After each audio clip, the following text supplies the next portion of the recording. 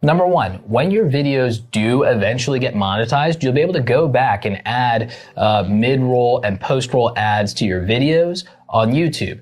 Anything over 8 minutes is allowed to have mid-roll ads, which means you would make more money on that content.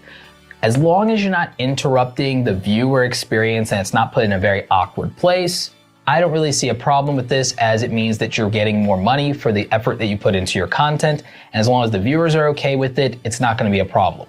So making videos between 8 to 12 minutes makes sense for the long term anyway, even if you don't feel that your first videos are going to be watched all that much in the future, then it still is worth pursuing just because you will get more mileage out of them.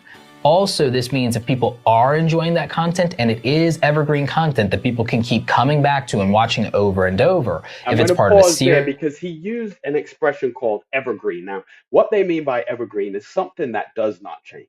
A great example of this is anything that's to do with maybe the body.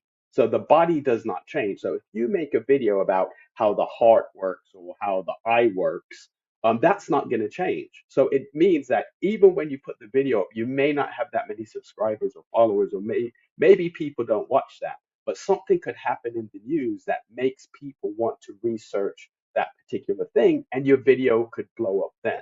Now, as a mortgage broker, on my other channel, the channel that I do most of my content on, I do a lot about financial literacy.